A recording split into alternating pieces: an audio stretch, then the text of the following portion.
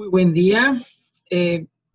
Bienvenidos a esta parte de la clase y también es la parte en donde les voy a anunciar todo el plan de la clase.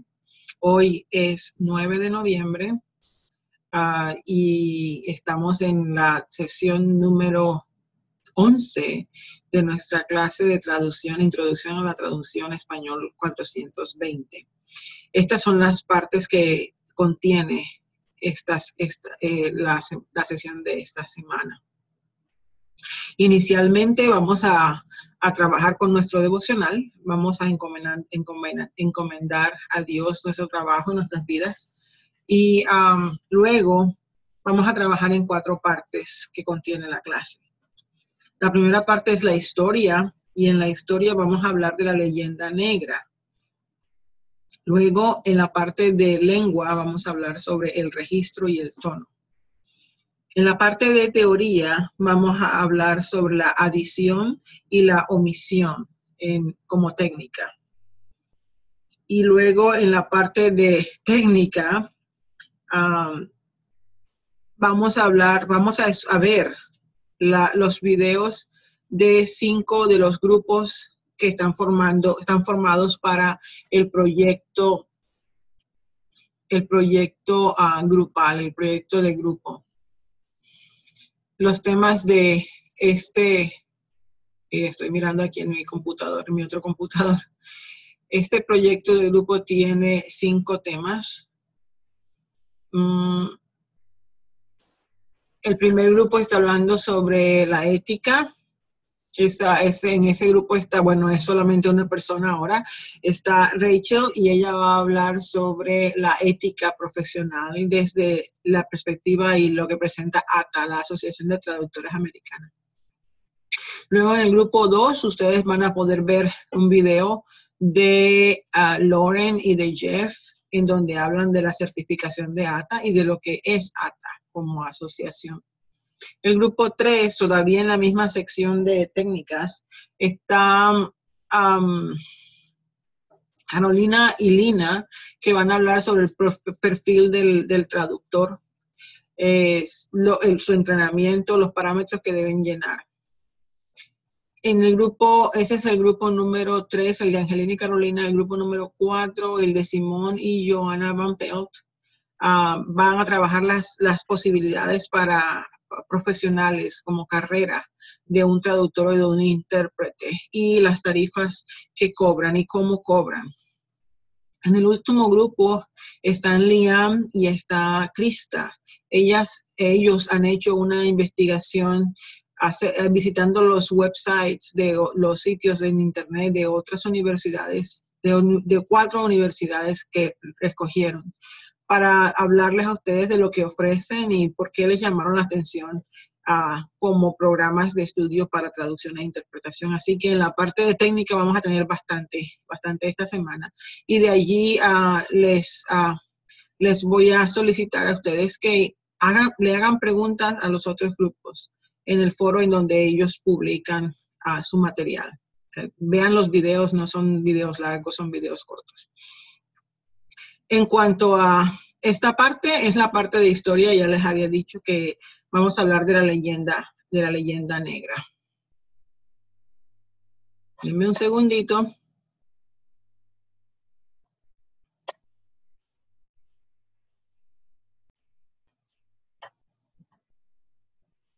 Aquí vamos entonces a averiguar, a ver qué es eso de la leyenda negra, ¿sí? Antes de la leyenda negra, hagamos nuestro devocional.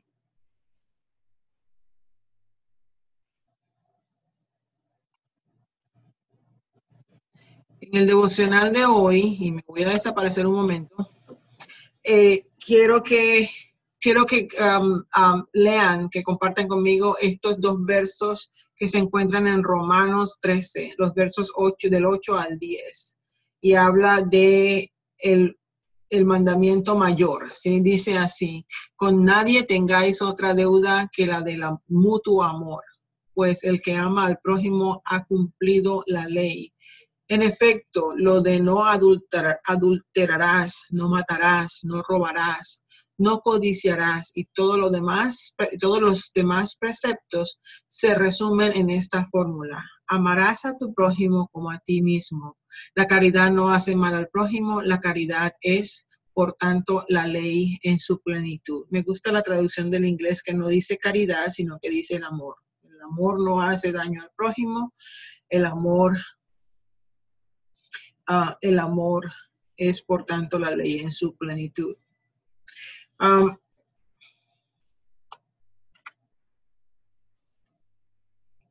Quería compartirles estos versos que fueron los incluidos en la misa del día de ayer, porque con ellos podemos fortalecernos espiritualmente y crecer en ese camino. Es difícil cumplir con este mandamiento por dos cosas, creo yo. Una, porque nunca dejamos de juzgar al otro, al prójimo. Siempre estamos juzgando. Y yo quiero darles mi fórmula o mi mecanismo para evitar esto. Cuando yo pienso que me estoy poniendo yo a juzgar a los demás, me pongo a pensar en que estoy quitando a Dios del centro, removiéndolo de su trono y me estoy poniendo yo allí. Y esto es una osadía, esto es un acto que me aterra y ese miedo me hace eliminar los deseos de juzgar a los demás. Entonces el temor de Dios y la necesidad de tenerlo en el centro me ayudan a mantenerme amando a los demás y ver lo bueno y buscar lo bueno, porque el amor no hace daño. Por otra parte, es difícil amar al mundo sabiendo las atrocidades y las cosas horribles que hay en el mundo. ¿Cómo combate uno esa justificación? La manera en que me gusta pensar en ello para combatirla es recordar la misión que Dios tiene reservada para cada uno de nosotros. No es secreta. Él solo quiere que nosotros le ayudemos a hacer de un mundo mejor. Y teniendo eso en cuenta, servir nos va a ayudar a amar a ese mundo que, aunque sea horrible, nos necesita. Nosotros podemos marcar la diferencia simplemente con una sonrisa que causemos en alguien, con un favor o con actos grandes que todavía no conocemos que estamos realizando. Entonces, por esto quiero regalarles estos versos, especialmente el que inicia donde dice: con nadie tengáis otra deuda que la del mutuo amor. No le debas a nadie nada más que mutuo amor. Que Dios nos bendiga a través de su palabra. Amén.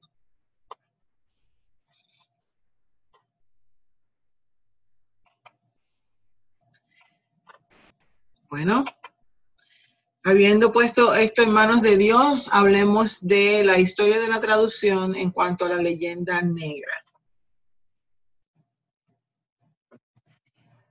La traducción, pero realmente no vamos a hablar aquí de la traducción, sino de la mala traducción. Este es el tema de hoy. Y la mala traducción es la que da producto a la leyenda negra. Entonces entiendan esto. La mala traducción fue un arma que se utilizó para dar origen a la leyenda negra. La leyenda negra fue un mecanismo que se utilizó en contra de España y en menor alcance en contra de Portugal. Fue un intento polemista, controversial, que se hizo en Inglaterra, se hizo en Holanda, se hizo en Francia, se propagó por todo el norte de Europa para presentar a España en el Nuevo Mundo como un país cruel, como un país fanático, como un país explotador. Aquí necesito una mayúscula. Y aquí necesito una mayúscula. Perdón. No pude. Mis ojos no pudieron verlo.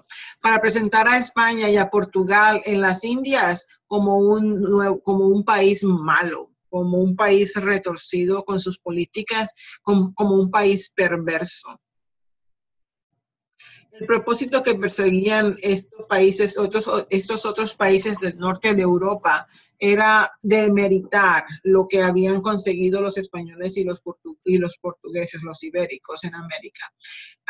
Y con esto ellos daban una justa causa, justificaban su incursión en los países del norte la incursión de los países del norte de Europa en las Indias. Entonces, al entrar ellos a esos países, al entrar a esos países, ellos se apropiaban de las riquezas que habían y despojaban a España de lo que ellos generaban.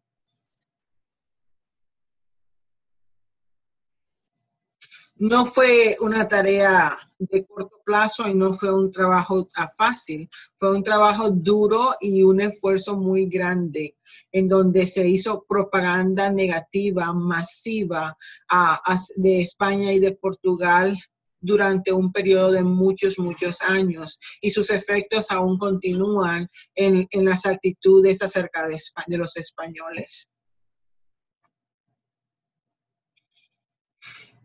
Cabe hacer la salvedad, la aclaración de que las acusaciones que se le hacen a España durante esta época son muchas y son justificadas. Pero lo que sucede es que los países del norte de Europa hacían un énfasis especial con el esfuerzo de distorsionar los aspectos de la conquista y de la colonia española y de la conquista y de la colonia portuguesa, mientras que a ellos mismos se presentaban como los salvadores, como los mejores países bajo la luz del sol. Entonces, destruían la reputación de España y enaltecían su propia reputación. ¿Qué papel jugó la traducción en esta leyenda negra? Bueno, tengan en cuenta que los documentos que tomaron los países,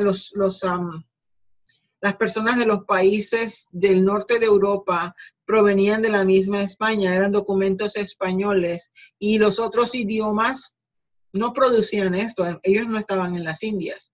Lo que ocurría era que hubo documentos, tratados, crónicas que se publicaron y ellos se aprovechaban de esa información, la que les convenía, para alimentar la leyenda negra, haciendo que la distorsión de porciones selectivas les enriqueciera en su ataque. Uno de estos documentos lo produjo un sacerdote español. Su nombre era Bartolomé de las Casas. Él intentó defender a los indígenas de los abusos que cometían los españoles contra los indígenas en América. Y sus crónicas, sus escritos, fueron tomados por estos ingleses, franceses, holandeses, y los cambiaron, los distorsionaron al traducirlos. Es decir, que traducían erróneamente y ofrecían documentación que alimentaba y fortalecía la leyenda negra. Bartolomé de las Casas fue un hombre que llegó a América en 1502. Después de él se tomó parte de esos años en América explotando a los indígenas en las minas y en las tierras que eran de él, que le pertenecía.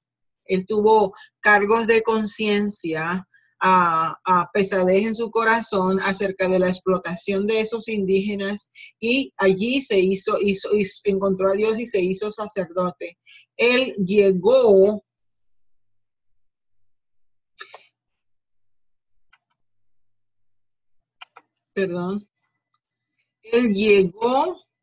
a ser el mayor defensor de los indígenas. Y las cosas malas que se hacían contra los indígenas, él las denunciaba. En 1547 escribió su tratado más fuerte, más vehemente, que se llamaba La brevísima relación de la destrucción de las Indias.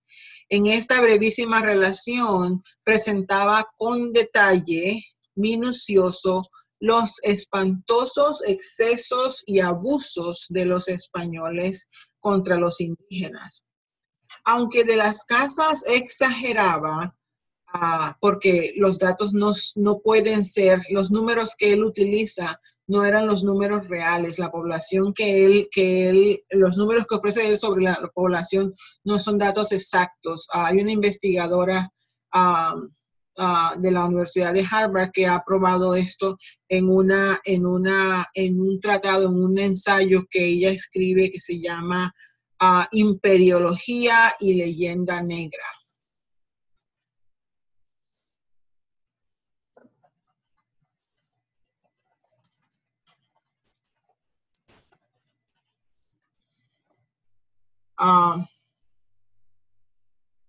Imperiofobia es el nombre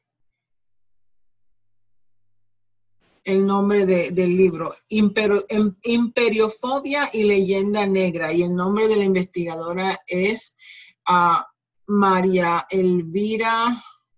Ay, se me hizo el nombre.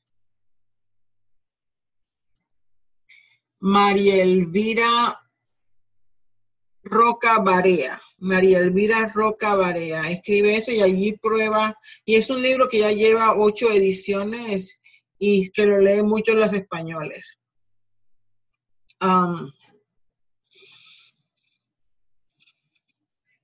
Lo que hizo de las Casas cuando él denunciaba eso, y bueno, sí es cierto que habían exageraciones, él lo hacía con un propósito, el propósito de defender a los indígenas. Y él tuvo éxito, él logró que hubiera modificaciones y reformas en las leyes que imponía la corona española. Pero ese tratado de la brevísima relación de la destrucción de las Indias, lo tomaron los países del norte de Europa y se aprovecharon de los datos que ofrecían para presentarlo como prueba verdadera de la leyenda negra, sin importar la cantidad de personas que dijera que había. En un periodo muy breve, ese tratado fue traducido al latín, al inglés, al francés, al alemán y al danés. Este es un subtítulo de la traducción al inglés que se hizo en 1606.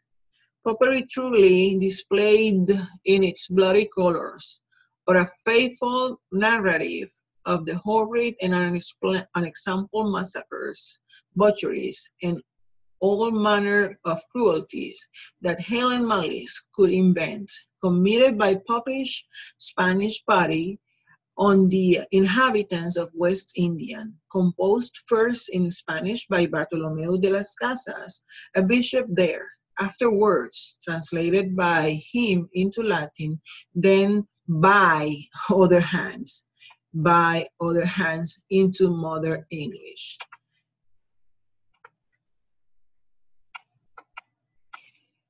Entonces ustedes pueden ver que esta traducción está tomando datos que ofrecen los mismos españoles para usarlos en contra de ellos, ¿sí? Los países como Holanda, Francia, Alemania, Holanda e Inglaterra lo usan en contra de los españoles, y esto es lo que se llama la leyenda negra. Hay un ejemplo más sutil, es que el de Bartolomé de las Casas es el más cruel y el que más se aprovecha. Otro es el que produce Pedro Cieza de León, ¿sí? Y se hace deliberadamente una mala traducción en la crónica del Perú que él escribió. ¿Sí? Esto él la publicó en 1553 y la traducción que se hicieron también tienen ese mismo tipo de manipulación. Pedro Cieza de León era un cronista muy respetado y también era un cronista imparcial, y su trabajo no tiene la calidad polémica que tiene la obra de Bartolomé de las Casas. Los datos que él ofrece ciertamente le dan suficiente material al historiador para saber sobre los incas y sobre la época de la conquista.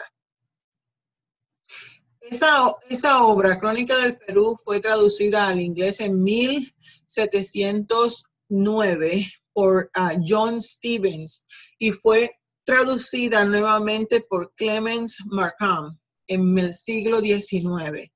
Esta última traducción es la que llama la atención y la que ha sido muy criticada por las distorsiones que apoyan la leyenda negra. Lo que hace su traducción es que elimina partes y traduce mal otras partes.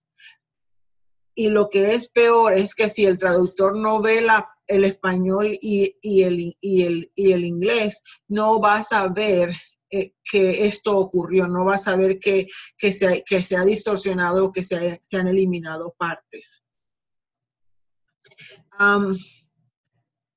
Markman omite consistentemente a partes que presentan a los indígenas como animales, ¿sí?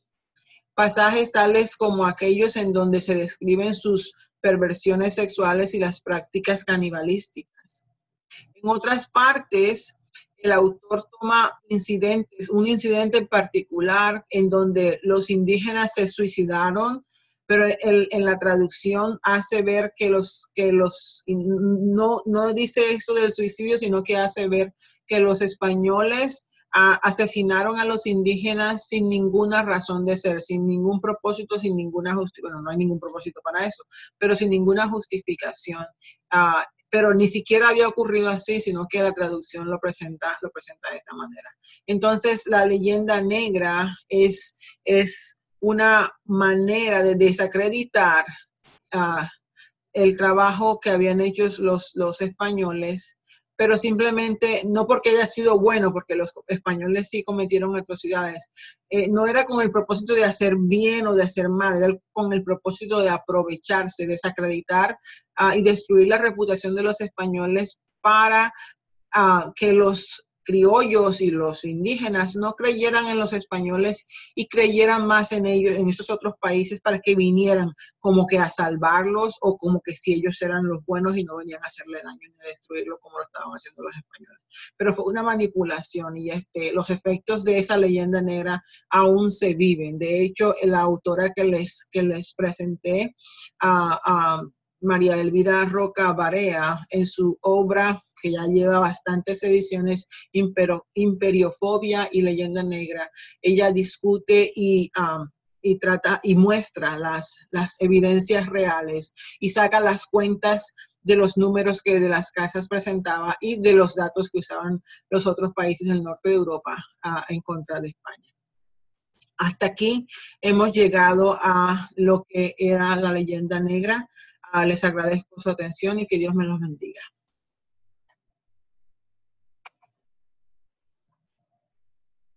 Adiós.